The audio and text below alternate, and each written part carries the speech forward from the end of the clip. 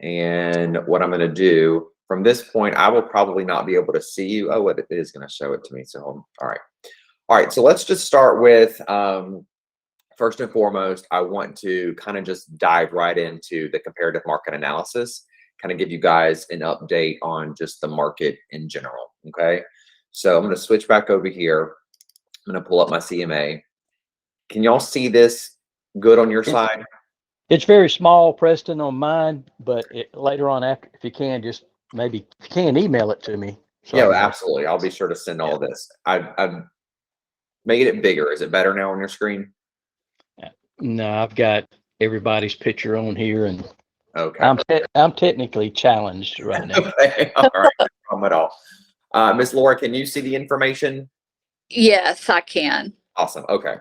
All right. So first and foremost, I just always start with a map. Okay. Of course, Robert, you've been in this business, so you know that most appraisers, right, are going to pull comparable properties that have generally sold. They like to within a half-mile radius over the last 6 months. Certainly, we all know, right, with your home, with it being as large as it is, and the acreage size, and just how unique it is, we had to obviously go out a little further than that. But interestingly enough, I was able to find quite a few comps, or as similar as they could be, if you will, within basically a 2-mile radius. And I had to go back basically right to May of 2022. So still not too far back, but just within that range. And I feel very confident, just again, talking to my appraiser friends, that these are the comps that most likely an appraiser is going to review. So this is just a map of this. You'll see this in the report when it comes over. Okay. We'll kind of go through these, but I just wanted you to know all of the S's represent obviously sold properties. And then I was able to find one that's active on the market. And then you just have a synopsis right here of the number of bedrooms and bathrooms. Okay. So you've got the highest one had 5 beds. Most of them had 4. And of course, you can see here that a notion between 3 bedrooms or 4 bathrooms. And then again, you can also see what I did was make sure that I only pulled things that had over 3,000 square feet and under 5,000 square feet. Okay. But I was actually, again, very surprised that this house right here on Lane Road, about 100 square foot bigger than yours. I actually listed and sold this property. Gosh, I want to say this was the furthest one back in May of last year, but you can see other ones here, 4,495 square feet, 3,340 square feet. And then of course, over here on the far right-hand side, you can see the prices of those, all the way from the lowest end of 755,000 to the very top end, which is actively listed, has not sold, 1,100,000. But most of these are going to lie between 900,000 and 930. Okay, so let's dive a little bit deeper into these. I wanted you to notate just the sold dates here again. The most recent one of these on Foxborough just closed actually last week. And then you've got some that were in October. And of course, you've got a fair number of these that were in August of last year. And then the only competition I think you have right now that's remotely similar is going to be this one on Timber Creek. That's a 4-bedroom, 4-bath, a little over 3,300 square feet. That's 1,100,000. That's priced. It's the only one that's priced over $300 a square foot, and it's been sitting for quite some time. Notice here the kind of the trend, right? We have see 194, we see 269, we see 294, we see 251, we see 212, we see 249, right? So this kind of ends up, if we're looking at just strictly at an average of about $245 a square foot. Okay. Let's dive a little deeper. I want to actually show you the listings and let you sort of compare for yourself the photos of each one of these properties. Okay. So this is the 3229 Vinewood Lane. This property sold in June 22nd of last year.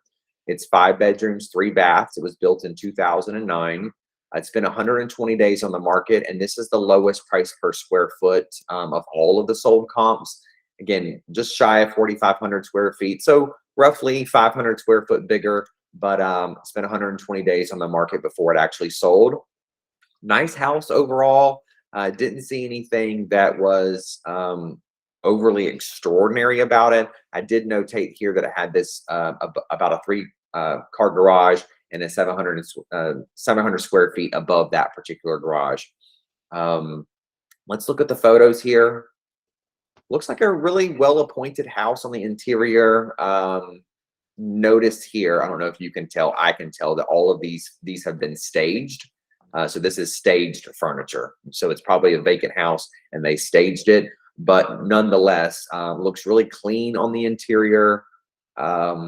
Just shows really, really well. But other than that, just wanted you to kind of see this one, okay? Okay. That is the one that was sold at $194 a square foot. You can see the exterior, nice elevation, got a screened in back patio, and there's that, okay? Now this one sold for $900,000. This sold in August, on August 26th, 3,340 square feet. It was priced at $269 a square foot. Now this one sold in 7 days, and it was built in 2018. Okay, this one has 4.21 acres. So in terms of its just other than the square footage, which is basically right about what 600 and some odd square feet less than your house, it is relatively new like your house. It has roughly the same amount of acreage, and it was sold pretty quickly, 7 days on the market. As one would expect, right? It's got an outdoor fireplace, got an outdoor kitchen, has nice little fenced in backyard, does have this outbuilding. We'll just call this a barn, so to speak. Whole barn. Looks like everything was stored really well in there. Looks like an RV pad that they had as well. So again, well appointed, showed extraordinarily well, great professional photos, nice acreage, sold at $269 a square foot. Okay. So definitely like that one. Going a little further, go down to the next one. This one was also on Cotton Gin, also sold for $900,000. This was going to be on the lowest end in terms of the square footage, so 3,057 square feet. Spent just about a month and a half on the market, also built in 2018. And this one also has 4.24 acres as well. Okay. You can kind of see here in these photos. It also has a pool like your house. Has higher ceilings, but certainly doesn't have the height that I think you guys have throughout. But it does have the sort of nice coffered ceiling, if you will, right there. Some nice features. When did this one sell? This Preston? one sold in August 26th. Okay. Okay. And I'm also going to send you a CMA summary of this because this one includes all the photos. But if you're like me, I like to see just line item by line item. Okay. So, well, I'll send you one that has photos, and I'll send you one that just has line items where you can kind of quickly compare. Okay. Okay. This one, let's see here. The one on Foxborough, this is the one that sold last week. Okay. It's a 4-bedroom, 4-bath, built in 2016. 3,005 square feet, 52 days on the market, sold for $755,000, and the acreage on it was 4.68. Okay. It doesn't look like anything extraordinary in terms of the architecture of it. I mean, it's a nice house, appealing house, if you will, but I definitely think it's probably, in terms of its appeal, I don't want to judge, right? People can buy whatever they want to buy. This is not the one that I would have bought, but you know, hey, we'll just leave it at that. It did sell though, however, for $251 a square foot. Granted, on the low end of the square footage, the price per square foot tends to go up. So it's not abnormal, and it's something that I would expect. Okay. Nice sizable bedroom, but it does have carpet. So definitely, in my opinion, could use some better materials and finishes, if you will. But I definitely wanted to include it because in terms of the proximity of it to our location, but more specifically the acreage as well, I definitely thought it warranted being included. You can see it has a nice covered patio here, and then it also has this nice detached large garage. And it also has a basketball court. So just some additional amenities that we wanted to notate there. Going a little further, this is the one on Lane Road. Sold this house in May of last year. It's about 100 square foot bigger than your house. It was 4,101 square feet. It was built in 2007, so it's about a decade older. It was a 4-bedroom, 3-bath. We sold this house very quickly in 3 days, and it sold at $212 a square foot.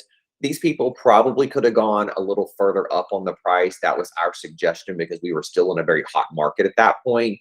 They had some extenuating sort of family circumstances, and they were highly motivated to sell. So they priced their house under the market by, I would say, about 5 to 10%. It paid off for them. They sold it in 3 days, and they were able to, I think we sold them a condo. But this one is a little light on the acreage. It's just a little over 2.5 acres, you can see there. Okay, but great house, showed extraordinarily well. Nice finishes, very high ceilings as well in this house as well. I think this one ended up with, I want to say these were 12-foot ceilings in this house, I believe, if I recall. But yeah, showed well. Had a pool as well, had a great outdoor space, covered lanai and screened-in patio. And you can see the pool there in those photos as well. Okay. That looks like a vinyl pool. Is that a vinyl? It was a vinyl pool. That's correct. Okay. Let's go a little further. This was 3772 Cotton Gin Lane. This one sold for $930. This one sold in October. Has a pool as well. Also has an outbuilding. It's exactly 4 acres.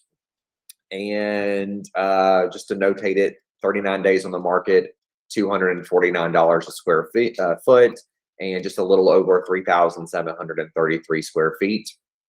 Okay, going through here, yep, nice house, and all of these are going to be, I mean, at the price point. But you can see this one's got carpet in the living room and kind of the main living area. The ceilings are definitely not as tall as in your house, but some decent finishes in the kitchen there. Nice tiled backsplash, like the hardwood floors.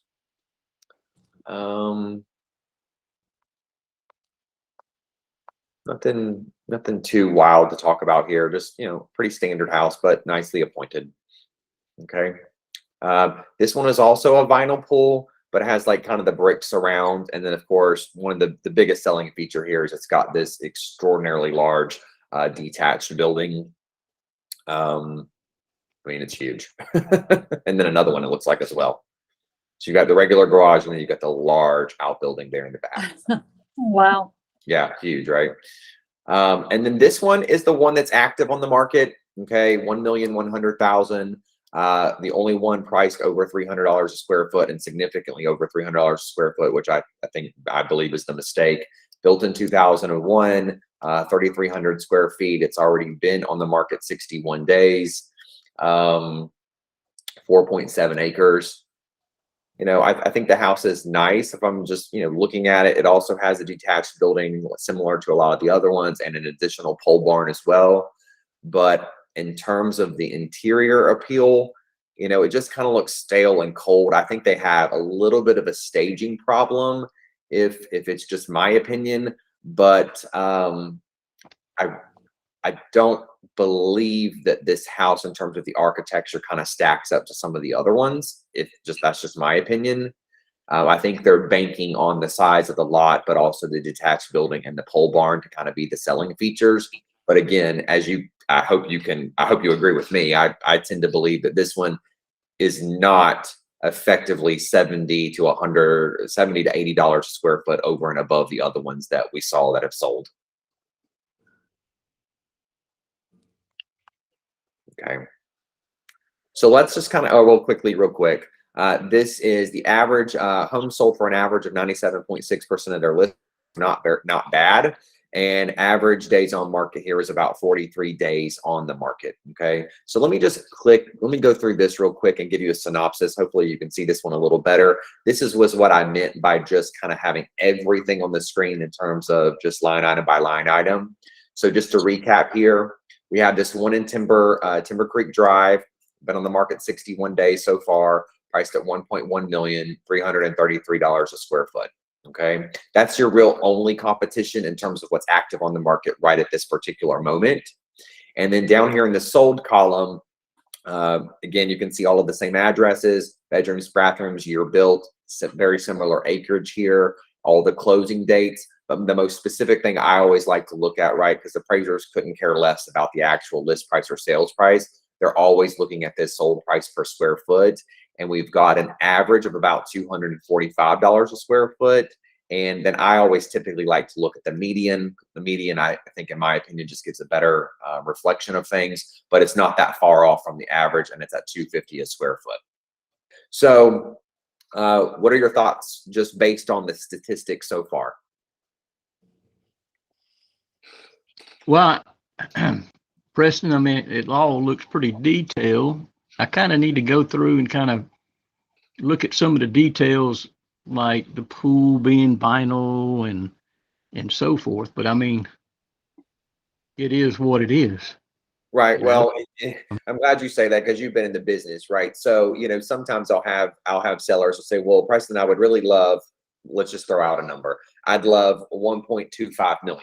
Okay, let me just do some quick math here, right? So if you were going to say 1250, just as an example of some couples that I deal with, right? So it's 4,001 square feet. Well, that's $312 a square foot. Right. So effectively what I tell somebody is, as much as I would love to sell your house, right, for 1.25 million, there's not a single number on the page that would suggest that that would be the number. Right. And so that would be a real uphill battle for us. But more specifically, I would be doing you an injustice, right, to even say that I could get that. Now, if you were to say, let's just throw out another number here. If we were to say, 1,050,000, okay, divided by 4,001 square feet. Now we're talking about $262 a square foot. Now that, right, is somewhere in the range. That's definitely within the range. And I certainly don't think that we would have a problem from an appraisal standpoint getting that number. Now, how far higher or below do we go? That's to be determined, I guess. My job is to just help you guys make a smart decision is what I tell my customers. And I'm not going to determine that. The biggest thing you'll hear from me is, I think we've gone too far. Yeah, I understand. There's a couple questions. One is, okay, I know we have 4,100 square feet on the heated house. Mm-hmm. Honestly, I've never verified that. And I don't know how that number has been taken into account, So I'm just real curious. I guess I'm skeptical about that number. It could be or could not be, Okay, so a couple things we can do there. One is we could always reach out to appraisers, and they've got more time on their hands right now than they've had in probably 2 years. And we could see if one of those would be interested in actually physically coming to the house, and we could just pay them to measure it, so to speak. Okay, so we could do it that way. The other option that we have there is to just contact the property appraiser's office with Santa Rosa County to have them come out and verify it. The only caveat that you have to be concerned about there, right, is if they find out bigger, okay, well, your taxes are adjusted. So now in your case, that may or may not actually even matter, because if your intention, right, is to sell the house from a timeline standpoint and just get it taken care of, they're not going to reassess the value until basically when the tax stuff comes out in August anyway. So it's not going to affect your taxes right now regardless. I got you. So the 4,001 square foot comes from, where does that number come from you? Where did you get it from? So I got it from the old MLS back from when you guys bought it, but I also got it from the property appraiser's website as well. I got you. Okay. The property appraiser says that it's 4,001. Now the only question is, do we believe that? Now, when you guys bought the house, did y'all buy it with cash or did you get financing? Financing. Okay, so do you have a copy of your old appraisal? I'm sure we do. Okay, so then in that particular case, the appraiser would have physically measured the house. They have to do that every time. So if you guys have a copy of your old appraisal, just look through your documents to see if you can find it. It's already been done. We'll just verify it directly on that. I gotcha. Okay, so we can, and so really, I mean, for us, it's just a matter of what is the actual square footage, heated and cooled square foot space, right? And then we'll multiply that by kind of what you guys believe is the smart decision around the average sales price. Okay, neither up or down, if you will. So let's switch gears just a little bit. I do want to give you some both macroeconomic stats, but then local stats as well, because what I always share with my customers, right, is there's always the science behind how we want to price the house, but the art around that is also knowing the direction and speed at which the market is moving. Okay. Because we don't ever want to like have to follow the market down. So let me just give you the numbers. We don't have the December numbers yet. These are the numbers at the end of March. So if you can look at this, so I just want you to notate in our local area, what do you see? This was month over month. So November 2022 versus November 2021. In literally every single category throughout the Pensacola Association of Realtors, we were down double digits. So the market, as we all know, is going down, and more down. Okay, so I was actually kind of extraordinarily shocked by these numbers when I first saw them. So we're down 34% almost in closed units. We're down 30% in closed volume. Listings taken for the month of November were down almost 21%. And listings taken volume, which is a reflection finally that our sellers, like if you look at month over month, the listings taken volume, so let's just say that, let's just use that as the average sales price, if you will, is now finally almost catching up with the number of listings taken.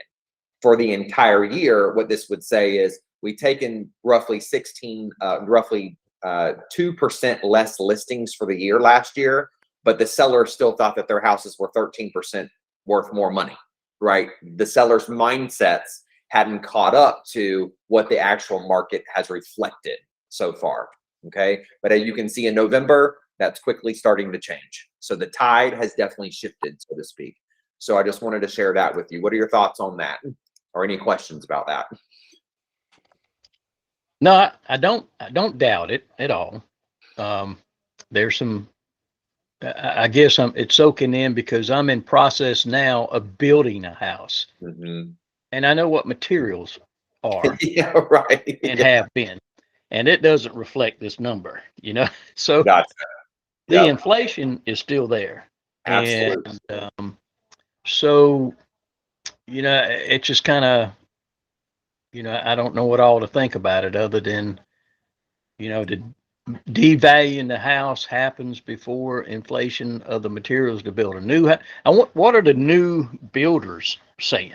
Well, let's look at this. Okay. So I've got some macroeconomic numbers for you too. Well, let me let my computer catch up with my thoughts here for just a second. Okay.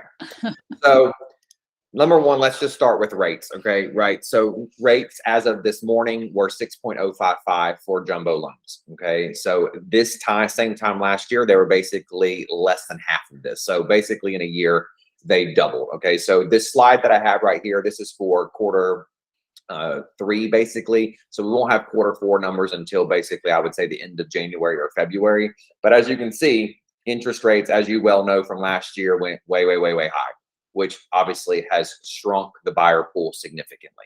Okay. Now, as we go into annual home sales, I think this is extraordinarily telling. So in 2022, we were projected to end the year at about 4.8 million home sales in the end of 2022. That's going to be effectively at 1.3 million fewer home sales than 2021, right when we were all in that extraordinary frenzy. What I like to share with people is the perspective around that. If you look at 2006, right, from 2006 to 2007, that would have been a 1.5 million unit decrease across the entire country. This year, when these numbers finally come out, I think they're going to probably end around 4.4 or so, maybe even 4.1. We already know that it's the second largest single year decrease in recorded history. I'm not so sure that it's not going to be number 1 by the time everything has already been calculated. Okay. So staggering numbers. We've never seen a drop off that fast. Okay. So just something to have perspective on. And then lastly, this is annual home prices. Okay. So you were around for this, right? So right, in 2006, we hit the peak of $222,000 was kind of the average sales price. It took roughly 5 years. So this is the first time, right? This yellow line is the 4% appreciation line. Okay. The government likes to see home prices go up about 4% every single year. Okay. Well, starting in 2003, we started to get above that number. It peaked finally in 2006. And after it peaked, the decline, it took roughly 5 years for us to get back, 5 years for the decline to stop is what I'd rather say, in 2011, where the end result of that was about 166,000. So for this past, let's just call it 14 years, we've been on this rising, getting back to this 4% trend line, which is where it should have been. And in 2021, when we had that frenzy, we finally got over the 4% trend line at 351. And last year, it was an insane number of about 395,000, which is effectively about almost 50,000 over where it should have been. So the question I always tell my sellers is, right, like, or the statement rather, is my job is to just, again, help you make a smart decision. If this is the peak, right, and now things are starting to trend down, which we are very aware that they are, both from the local standpoint and a national standpoint, the question, right, is how long is it going to take us to get back to this 4% trend line, right? That's really the question. And the government is absolutely going to make that happen, which is exactly why you've seen the rise in interest rates, right? Because inflation is the greatest threat to democracy. So they will absolutely ensure that we get back to this 4% trend line. So I think that this is both when we're looking at the CMA, and we're just kind of looking at that 244, 245, 250 sort of average and median number. I think we just also have to be very mindful about the direction and speed at which the market is moving. So, do we want to be at 1,050,000? Do we want to be at 1 million? Do we maybe want to be ahead of the market at 975? And I think that's really just a question that you and Laura obviously have to decide, but my job is just to give you the information. I understand. Okay. What are your thoughts on that? Yeah, I mean, it's kind of that cat and mouse thing, here in my opinion and stuff, but you obviously, you want to get as much as you can out of it, but I understand what you're saying, the whole piece of where things may go. But if there's still only that one property, that's the other thing that's in the back of my mind, that Absolutely. kind of competitive standpoint. So yeah. So what about the last? What was that, Laura, about the last property? I mean, just that from what he showed us earlier, within the size of the house and the area, there is that one house that would be our competition. That, to me, our house is nicer than that home. Yeah, and that kind of goes back to the art, right? So when we're looking at this, like, the appraiser could wake up and say, well, listen, okay, yes, your house might be nicer, but the question becomes is how much nicer, right? So when we say, let's just say it was $250 a square foot, and we decided to price it at $265 a square foot, is our house really $15 a square foot more, right? What's the actual number there? Is it 6% better than every other house that had sold? Now, I think we could make a very strong case that is the case. The other thing about that would be, like you just mentioned, is that there's only, in my opinion, one other actively for sale home on the market right now that is your competition. And I think, much like you think, that we're better than that house. The question is going to become for the market, does the market believe that we're better than that house? And more specifically, hopefully we get an offer, we get it under contract, does the appraiser believe that we're better than that house? So, and that's totally subjective. Right. Right.